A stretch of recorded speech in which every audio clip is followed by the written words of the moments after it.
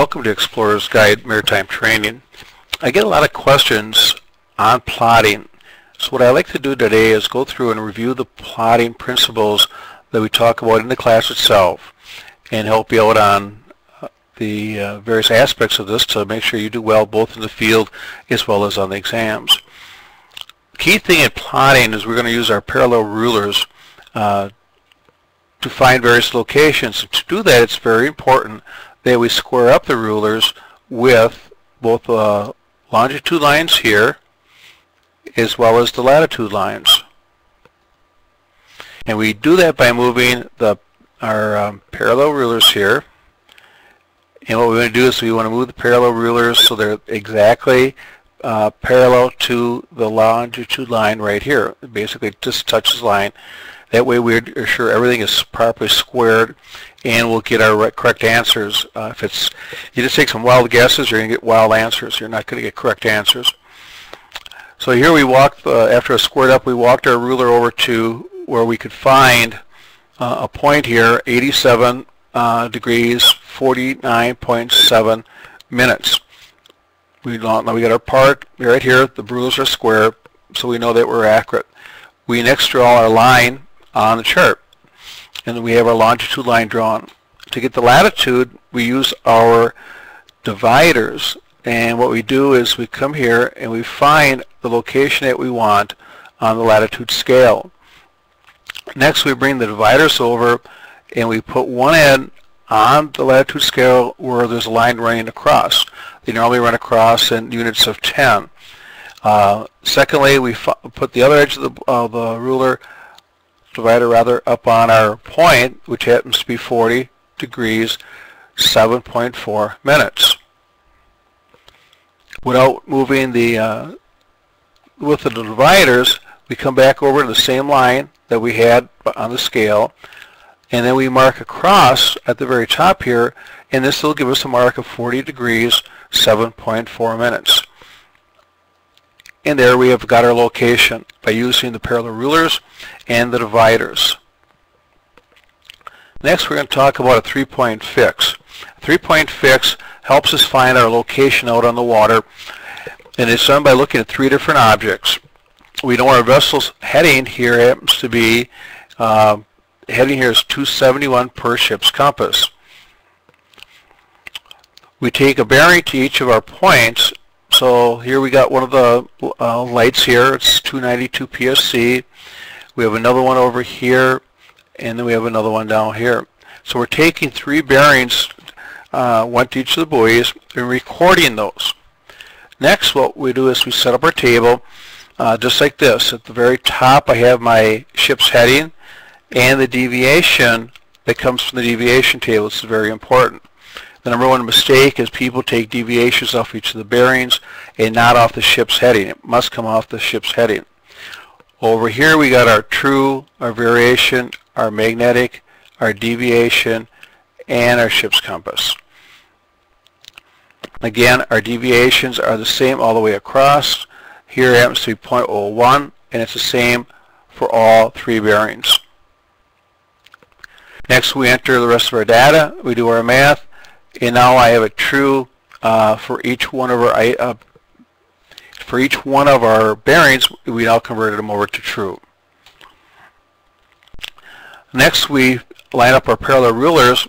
First, we make sure that it's on that little X in the middle of the compass rose, and then we use the outer circle, which is true, and we find 139. We converted 154 PSC to 139. Next, we walk our rulers over to our buoy, and then we draw our line of position. When we do all three of them, we will come up with a three-point fix, and in essence, we're right where the three lines meet. If in fact there is a small triangle, we will plot our location in the center of that triangle. Next, we're going to talk about set and drift. All vessels, like our boat right here, are affected by wind and current, and it pushes us off course. And we want to know what our set and drift is so that we can counter it. First, we have to have a location. This is where we started, And we have a course line, our DR line. We know our DR line is going to be 243 true. We mark the line, the DR properly with the course on the top and our projected speed at the bottom.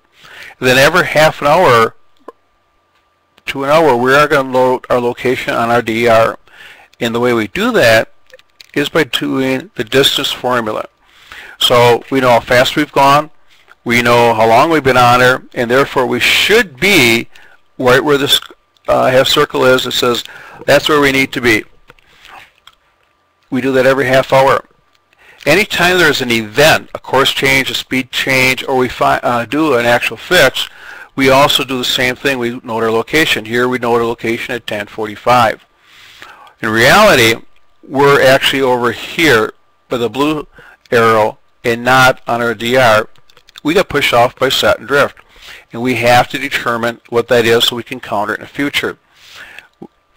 Again, we take our parallel rulers, we place it on our set line, and we walk it over to the compass rose and take a reading. And we take a reading on the side of the rose in which we were pushed. So this happens to be 211 true. It's always in true. Next we determine our drift, and drift is speed, it's not distance. So we know how far we went because we can measure it right here, 0.8 nautical miles. So speed equals add distance, 0.8, right here, times 60 divided how long we were on the DR, which gives us a drift of 1.1. Therefore in this problem our set was 211 and our drift was 1.1 knots. People sometimes have a little problem following it. It's very simple if you follow it each of the steps. Again, we have two lines, our DR line and our set line.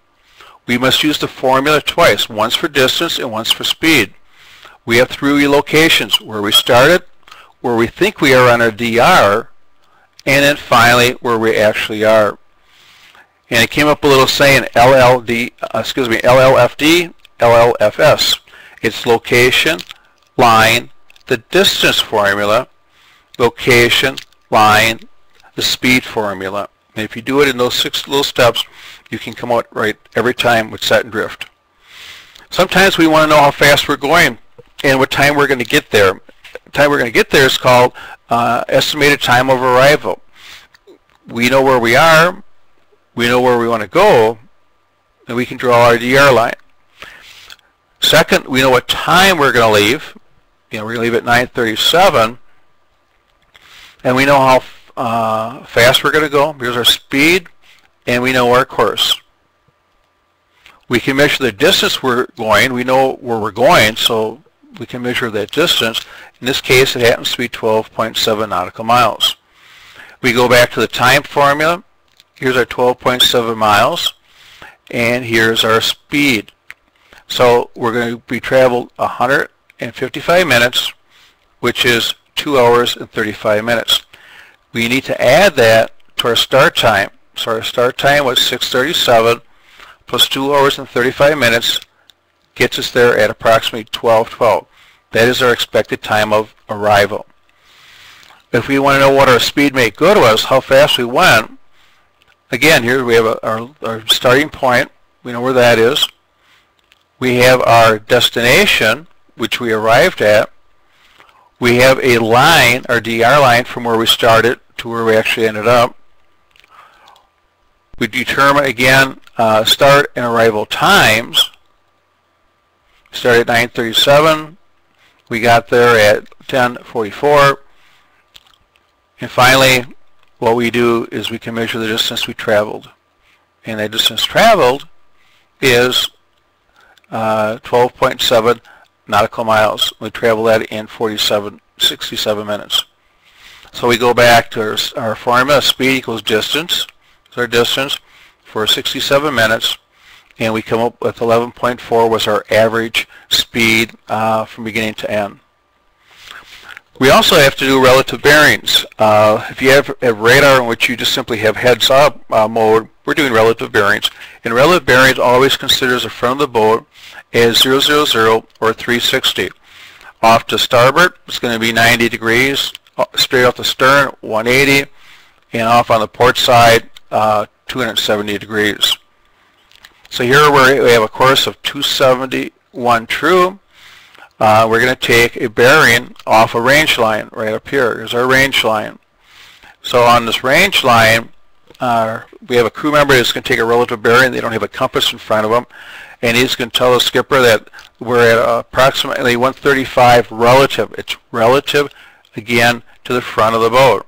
So if the front of the boat is 000, and we're coming over to the starboard side, that angle appears to be 135.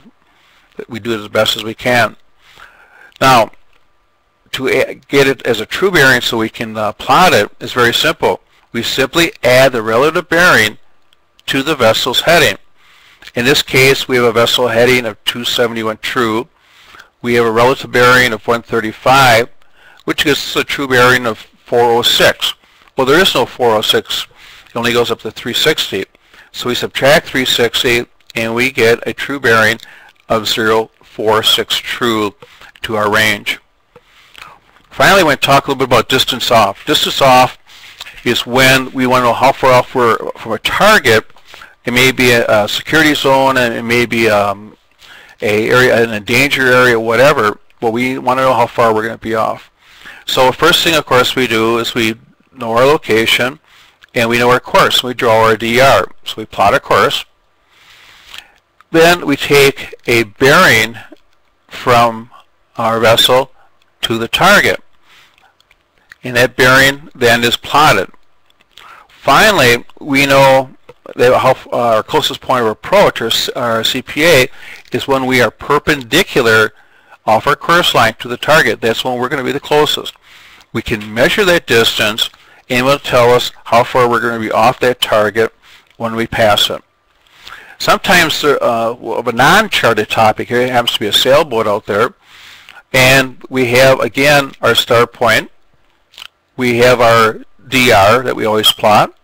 We've taken a bearing to that target, and we've plotted it. A while later, we take a second bearing. Again, the more spaces between the first bearing and the second bearing, the more accurate will be our location on the water. The key point, again, is between the two bearings, we must use our distance formula. We know how fast we were going, 11 knots. We traveled for 20 minutes, and we divide that by 60, so we should be 3.7 nautical miles further down our DR. So we mark off 3.7 nautical miles when we take that second bearing. It's very critical. We look now at the object on the chart. We do our line, again, perpendicular off our course line. Again, it's really important that it's perpendicular off our course line and not off the bearings. That is our closest point approach. In this case, is 2.1 nautical miles. Again, I hope this is very helpful. These are the steps that we will have during our exams and the steps that we'll use out in the class. If you have any questions about it, please drop me an email at Explorers Guide, Gary at explorers-guide.com.